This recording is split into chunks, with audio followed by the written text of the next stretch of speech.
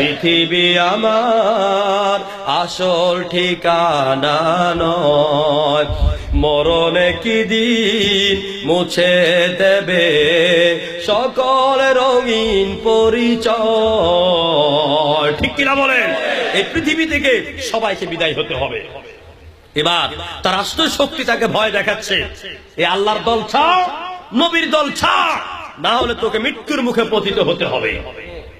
তাকে ভয় দেখালো। যেমনটা আমাদের দেশেও মোহতারাম আল্লামা সাইদি সাহেবকে বলতে, সাইদি সাহেব আপনি যে দল করেন এটা আপনি ছাইরা দেন, এটা আপনি ছাইরা দেন, তাহলে আপনাকে সসম্মানে মুক্তি দেওয়া হবে। তিনি বলছেন কোরআনের আন্দোলন আর কোরআনের কথা বলাই যদি হয় আমার অপরাধ, এই অপরাধে অপরাধী হয়ে যদি জীবন পাই 1000 বার আর 1000 বার ফাঁসির মঞ্চে আসতে হয়, আমি সাইদি সেই জন্য প্রস্তুত।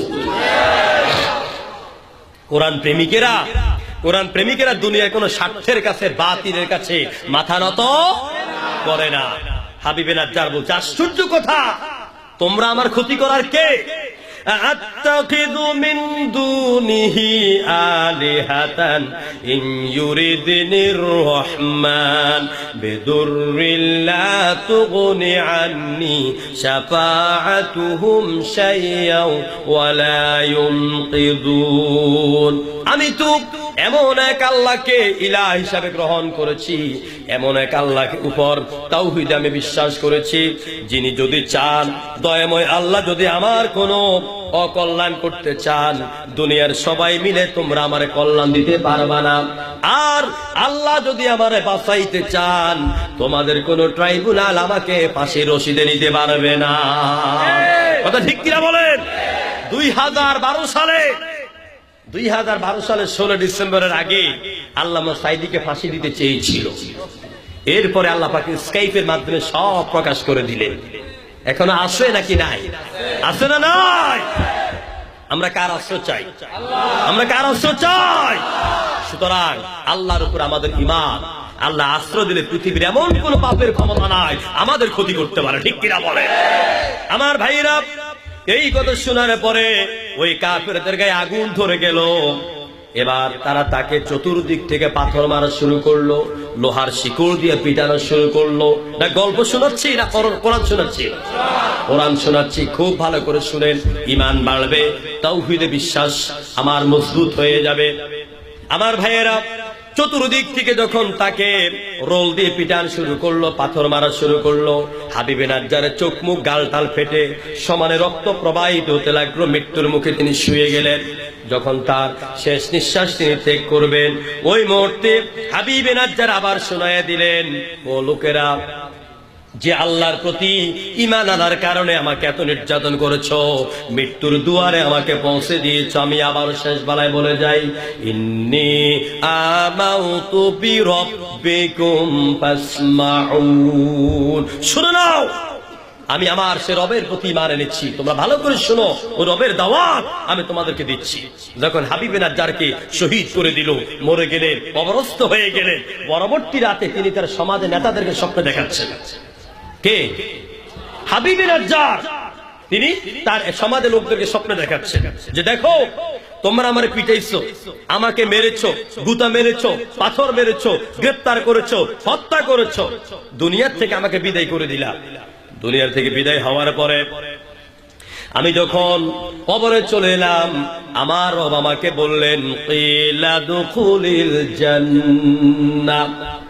ও হাবিবে নাজ্জার, আল্লাহর জমিনে তাওহীদকে, আল্লাহর আইনকে প্রতিষ্ঠিত করার জন্য তুমি জালিমদের হাতে নির্যাতিত হয়ে শহীদ হয়েছো, এর বিনিময়ে তুমি আল্লাহর জান্নাতে প্রবেশ করো।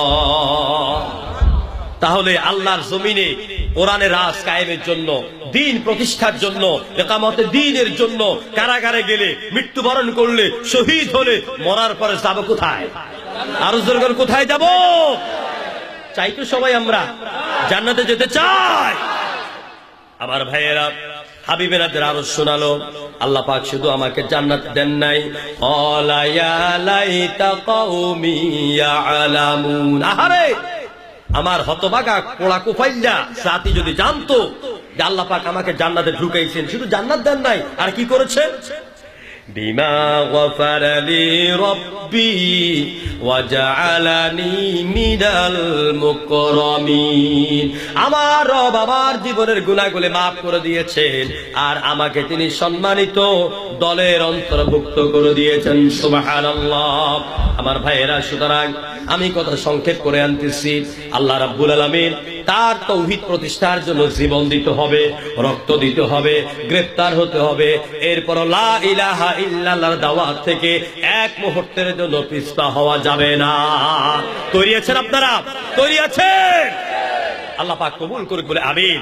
আমার ভাইরা, যে আল্লাহর কথা পরিচয় দিচ্ছিলাম, আল্লাহু লা ইলাহা ইল্লা হুয়াল হাইয়ুল কাইয়্যুম। আল্লাহ কয়জন? আল্লাহ কয়জন? এই যে শাহাদাত আঙ্গুলিটা উপর উঠান তো সবাই, সবাই উঠান, বলেন আল্লাহ এক, আল্লাহ এক, আল্লাহ এক, তার কোনো শরীক নাই। হাত নামান। কষ্ট দিলাম কেন জানেন? এই যে ভিডিও হচ্ছে, 100 বছর পরও যদি এটাকে সংরক্ষণ করা হয়, এই ভিডিওতে আজকে মাহফিল থাকবে নাকি থাকবে না? 71 সালে বক্তৃতা এখন শুনেন নাকি শুনেন না? ছবি দেখেন নাকি দেখেন না? দেখেন, এই যে আমি আঙ্গুলটা উঠাইলাম, কিয়ামতের দিন যখন কোন আমল আমাদের আল্লাহর দরবারে ধরেন কবুলই হলো না, আল্লাহ পাক বান্দাকে ডেকে নিয়ে বলবেন পর্দার অন্তরালে, বান্দা অমুক মাহফিলে গিয়েছিলি, বুঝে হোক না বুঝে হোক আমাকে এক বলে স্বীকার করেছিলি, দেখ ছবিটা, আজকে আমি আল্লাহ পাকে উসিলা করে মাফ করে দিলাম। পারবেন না আল্লাহ পাক? আমার ভাইরা, এখন ওই আল্লাহ কয়জন? আল্লাহ বলছেন যে আল্লাহ এক, তিনি ছাড়া কোনো ইলাহ নাই। কিন্তু পৃথিবীতে অনেক ধর্মের লোকেরা অনেক দেবতা বানায় নিছে, নাই নাই? যেমন হিন্দু ধর্মীয় কিতাবের নাম বেদ, উপনিষদ, ভগবত গীতা, সেটা না? এগুলি এখানে হিন্দুরা তারা স্রষ্টা সম্পর্কে, আল্লাহ সম্পর্কে তাদের ধারণা, আমি পড়ালেখা করে যা দেখলাম, কিছু কিছু হিন্দু তারা মানেন 3 দেবতা। কয় দেবতা? 3 দেবতা। আবার কিছু হিন্দু ভাইয়েরা মানেন 30 দেবতা। আবার কিছু হিন্দুরা 100 দেবতার পূজা করেন। আবার অধিকাংশ হিন্দুরা 3,03,033 কোটি দেবতার পূজা অর্চনা করে। এদের প্রত্যেকটি দেবতার কি আছে? পুল্লিঙ্গ আছে। যেমন ঈশ্বর ঈশ্বরী, পরমেশ্বর পরমেশ্বরী, ব্রহ্মা সাবিত্রী, কামদেব কামদেবী, নারায়ণ নারায়ণী, শিব দুর্গা, আছে না নাই? আছে। এখন আমাদের মধ্যে তাদের মধ্যে পার্থক্য কোথায় দেখো? আমরা যারা মুসলিম, আমরা বলি আকাশের স্রষ্টাকে, জমিনের স্রষ্টাকে, আমাদের স্রষ্টাকে, গোটা দুনিয়ার সৃষ্টিকর্তাকে, আল্লাহু খালিক, আল্লাহ স্রষ্টা। আর হিন্দুরা কি বলে? হিন্দু ধর্ম তারা বলে যে সকল সৃষ্টি হলো স্রষ্টা। কথা বুঝেন? সকল সৃষ্টি হলো স্রষ্টা, তার মানে তুলসী গাছ স্রষ্টা, তারপরে গরুও স্রষ্টা, এরপরে আপনার সূর্য স্রষ্টা, চন্দ্র স্রষ্টা। এই জন্য তারা ওইগুলির সামনে মাথা নত করে তারা তাদের স্রষ্টাকে, তাদের দেবতাকে খোঁজে। আর আমরা বলি এইগুলি সব সৃষ্টি করেছেন কে? সুতরাং গোলাপ ফুল সেই প্রশংসা পাওয়ার যোগ্য নয়, প্রশংসা পাওয়ার যোগ্য হচ্ছে গোলাপ ফুল যিনি বানালেন সেই মালিক। ঠিক কিনা বলেন? আমার ভাইয়েরা, এই মর্মে আল্লাহ রাব্বুল আলামিন কোরআনে বলে দিলেন, নবী আপনি বলে দেন, কুল ইয়া আহলাল কিতাবি তাআলাউ ইলা কালিমাতিন সাওয়াইন বাইনানা ওয়া বাইনাকুম আল্লা না'বুদা ইল্লাল্লাহ। ও আহলে কিতাবের ভাইয়েরা, ও হিন্দু ভাইয়েরা, ও খ্রিস্টান ভাইয়েরা, ও বৌদ্ধ ভাইয়েরা, আমার আল্লাহ পাক দাওয়াত দিচ্ছেন নবীর মাধ্যমে। আমরা দাওয়াত দিয়েছো এমন একটা কথার দিকে, যেই কথা আমাদের আর তোমাদের উভয়ের জন্য সমান। ওইটা হলো আল্লাহ এক, তিনি ছাড়া কোনো ইলাহ নাই। এই জমিনে একমাত্র ইবাদত হবে, গোলামি হবে কার? আর জোরে কোন কার? আল্লাহর কোনো শরীক আছে? হিন্দু ধর্মের